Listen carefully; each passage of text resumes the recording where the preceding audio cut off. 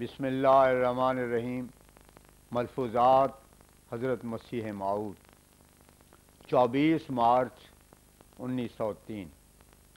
حضرت اقدس نے فرمایا، اصل میں قاعدہ ہے کہ اگر انسان نے کسی خاص منزل پر پہنچنا ہے تو اس کے واسطے چلنے کی ضرورت ہوتی ہے۔ جتنی لمبی وہ منزل ہوگی اتنا ہی زیادہ تیزی، کوشش اور محنت اور دیر تک اسے چلنا ہوگا۔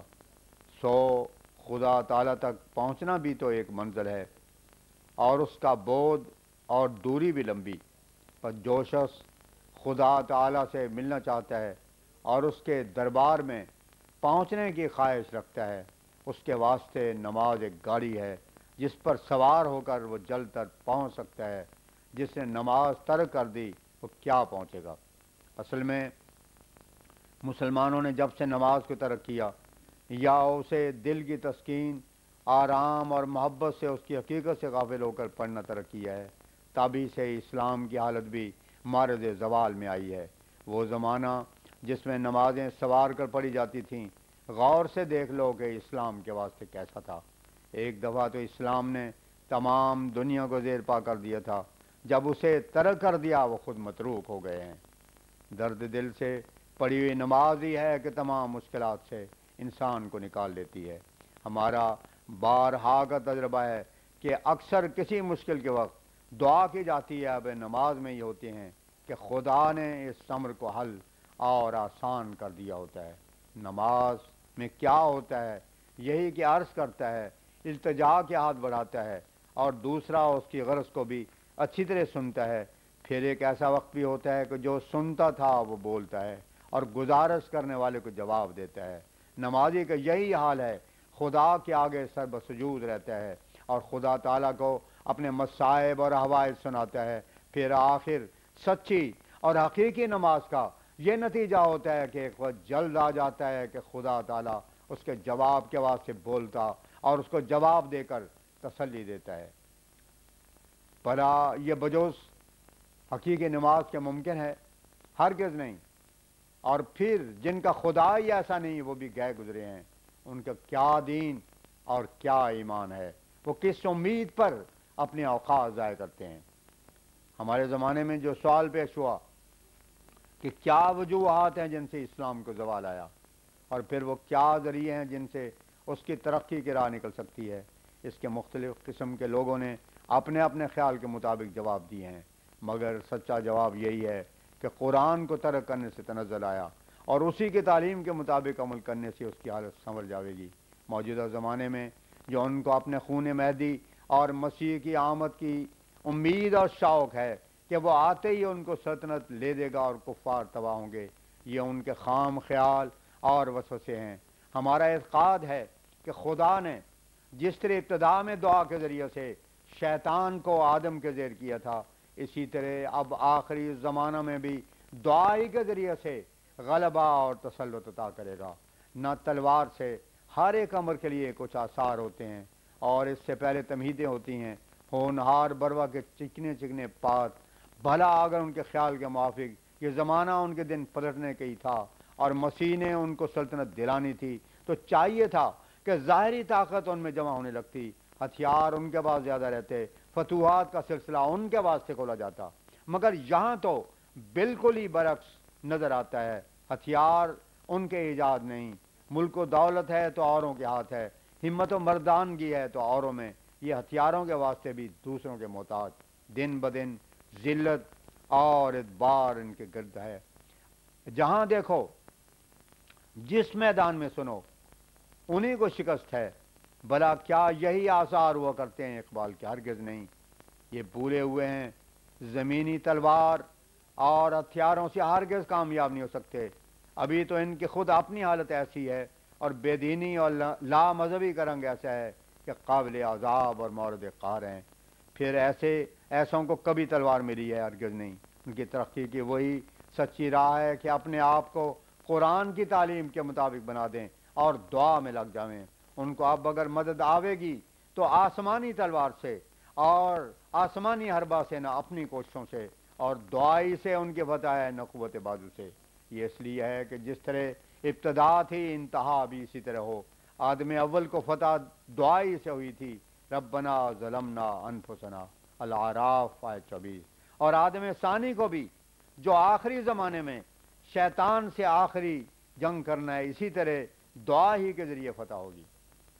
25 مارچ 1903 مجلس قبر علی شاہ، حضرت اقدس نے دعا کے لیے ان دنوں ایک حجرہ بنوایا تھا، جس کی نسبت حضور نے فرمایا ہمارا سب سے بڑا کام تو کسر صلیب ہے، اگر یہ کام ہو جاوے تو ہزاروں شبہات اور اعتراضات کا جواب خود بخود ہی ہو جاتا ہے، اور اسی کے ادھورا رہنے سے سینکڑوں اعتراضات ہم پر وارد ہو سکتے ہیں۔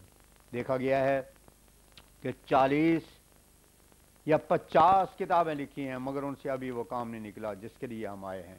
اصل میں ان لوگوں نے جس طرح قدم جمائے اور اپنا دام فریب پھیلایا ہے وہ ایسا نہیں کہ کسی انسانی طاقت سے درم برم ہو سکے۔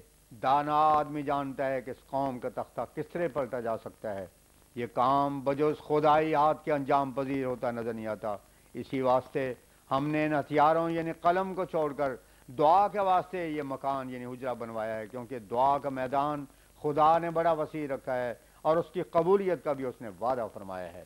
اللہ تعالیٰ کا یہ فرمانا کہ من کل حدب ینسلون الانبیاء 97، اس امر کے اظہار کے واسطے کافی ہے کہ یہ کل دنیا کی زمینی طاقتوں کو زیر پا کریں گے، ورنہ اس کے سوا اور کیا معنی ہیں؟ کیا یہ قومیں دیواروں اور ٹیلوں کو کودتی پھانتی پھریں گی؟ نہیں، بلکہ اس کے یہی معنی ہیں کہ وہ دنیا کی کل ریاستوں اور سلطنتوں کو زیر پا کر لیں گی اور کوئی طاقت ان کا مقابلہ نہ کر سکے گی۔ واقعات جس امر کی تفسیر کریں وہی تفسیر ٹھیک ہوا کرتی ہے۔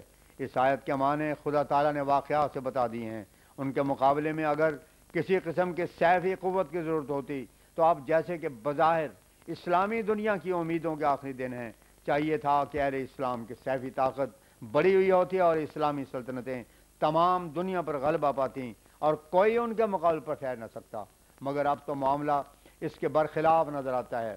خدا تعالیٰ کی طرف سے بطور تمہید یا عنوان کے یہ زمانہ ہے کہ ان کی فتح اور ان کا غلبہ دنیاوی ہتھیاروں سے نہیں ہو سکے گا، بلکہ ان کے واسطے آسمانی طاقت کام کرے گی جس کا ذریعہ دعا ہے۔ غرض کہ ہم نے اس لیے سوچا کہ عمر کا اعتبار نہیں ہے، 60 یا 65 سال عمر سے گزر چکے ہیں، موت کا وقت مقرر نہیں، خدا جانے کہ اس وقت آ جاوے اور کام ہمارا ابھی بہت باقی پڑا ہے۔ ادھر قلم کی طاقت کمزور ثابت ہوئی ہے، رہی سیف اس کے واسطے خدا تعالیٰ کے اذن اور منشا نہیں ہے، لہذا ہم نے آسمان کی طرف ہاتھ اٹھائے اور اسی سے قوت پانے کے واسطے ایک الگ حجرہ بنایا اور خدا سے دعا کی کہ اس مسجد البیت اور بیت الدعا کو امن اور سلامتی اور آداب اور بذریعہ دلائل نیرہ اور براہین ساتھیہ کے فتح کا گھر بنا۔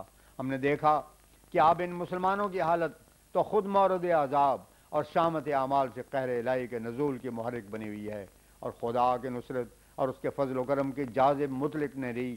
جب تک یہ خود نہ سنوریں تب تک خوشحالی کا منہ نہیں دیکھ سکتے۔ الہ کلمت اللہ کا ان کو فکر نہیں ہے، خدا کے دین کے واسطے ذرا بھی سرگرمی نہیں، اس لیے خدا کے آگے دست دعا پھیلانے کا قصد کر لیا ہے کہ وہ اس قوم کی اصلاح کرے اور شیطان کو ہلاک کرے، تاکہ خدا کا سچا نور دنیا پر دوبارہ چمک جاوے اور راستے کی عظمت پھیلے۔ بنی اسرائیل کی کتابوں سے بھی معلوم ہوتا ہے کہ جب وہ قوم فسق و فجور میں تباہ ہو جاتی اور اس کی توحید و جلال کو بالکل بھول جاتی تھی تو ان کے انبیاء اسی طرح جنگلوں اور الگ مکانوں میں دست بدعا ہوتے تھے اور خدا کے رحمت کے تخت کو جنبش دیا کرتے تھے۔ دنیا کو علم نہیں ہے کہ آج کل عیسائی کیا کر رہے ہیں، مسلمانوں کی کس قدر ذریت کو انہوں نے برباد کیا ہے، کس قدر خاندان ان کے ہاتھوں نالا ہیں، گویا دنیا کا تختہ بالکل پلٹ گیا ہے۔ اب خدا کی غیرت نے نہ چاہا کہ اس کی توحید اور جلال کی حد تک ہو اور اس کے رسول کی زیادہ بے عزتی کی جاوے، اس کی غیرت نے تقاضا کیا کہ اپنے نور کو اب روشن کرے اور سچائی اور حق کا غلبہ ہو، سو اس نے مجھے بھیجا اور اب میرے دل میں تاریخ پیدا کی کہ میں ایک حجرہ بیت الدعا صرف دعا کے واسطے مقرر کروں اور بذریعہ دعا کے اس فساد پر غالب آؤں، تاکہ اول آخر سے مطابق ہو جائے، اور جس طرح سے پہلے آدم کو دعائی کے ذریعے سے شیطان پر فتح نصیب ہوئی تھی، اب آخری آدم کے مقابلے پر آخری شیطان پر بھی بذریعہ دعا کے فتح ہو۔ 26 مارچ 1903 بوقت سیر حضرت اقدس نے رفع یدین کے متعلق فرمایا، اس میں چندہ حرج نہیں معلوم ہوتا، خواہ کوئی کرے یا نہ کرے۔